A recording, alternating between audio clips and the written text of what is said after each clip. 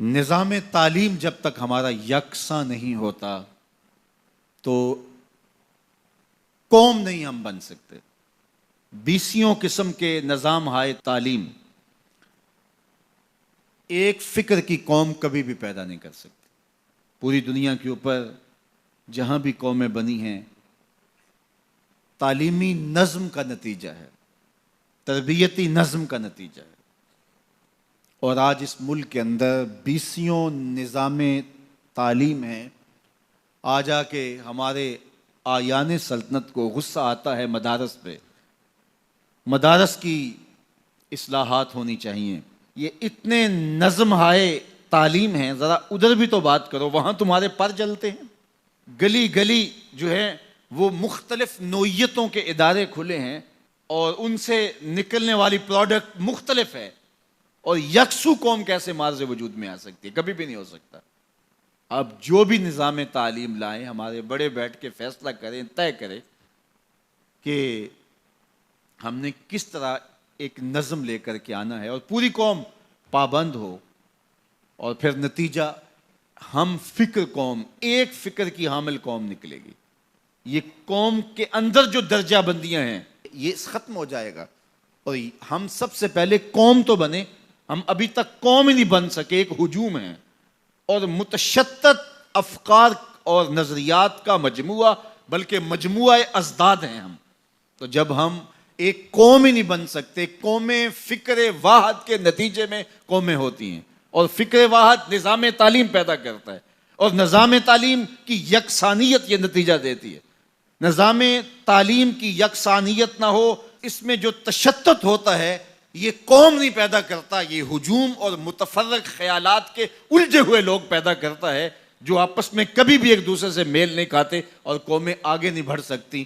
اگر ہم یہ چاہیں کہ پاکستان کو مستحکم کرنا ہے، ہمارے سارے دانشور اس بات کو اچھی طرح جانتے ہیں، آیان سلطنت کو بھی بتایا جاتا ہے، لیکن میں نے کہا ان کے پر جلتے ہیں، اور میں نے جن کو کہا ہے وہ سمجھ گئے ہوں گے کہ ان کے پر کیوں جلتے ہیں اور کون سی بجلیاں ان پہ ٹوٹتی ہیں کہ ان کے پر جلتے ہیں۔ وہاں وہ بات نہیں کر سکتے، اور آج آ کے کمزور مدارس کے اوپر زور ڈالتے ہیں اور کہتے ہیں جناب یہ مدارس ہیں، ان کی اصلاحات ہونی چاہیے۔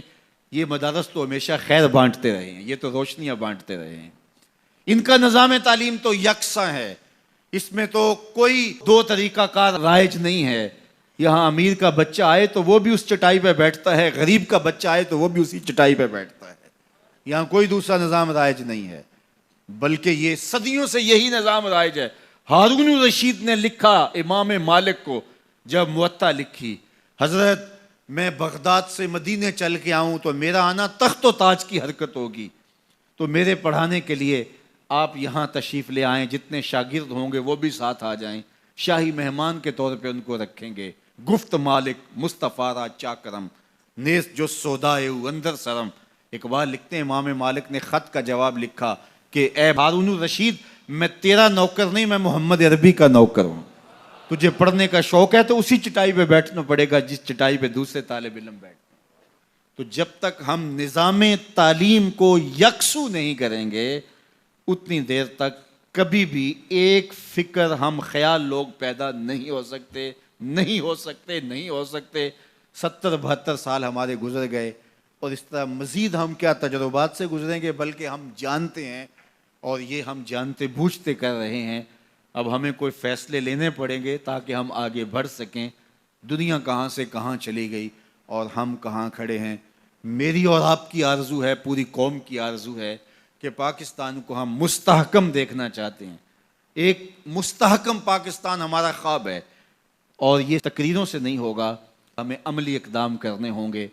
اپنا نظریہ راسخ کرنا ہوگا، معیشت کی بہتری کے لیے ہمیں دیانت اور سچائی کے ساتھ آگے بڑھنا ہوگا، نظام عدل کو ہر صورت میں بہتر کرنا ہوگا۔ اور اگر ہم یہ نہیں کرتے یا نہیں کر سکتے، یا ہمیں نہیں کرنے دیا جا رہا، یا کوئی اور اس کی رکاوٹ ہے، تو پھر یوں دھکے کھاتے رہیے اور یوں اذیتیں سہتے رہیے۔ اللہ اس وطن کو ہر طرح کا استحکام عطا فرمائے، اور ہم سب کو اپنی پناہ عطا فرمائے۔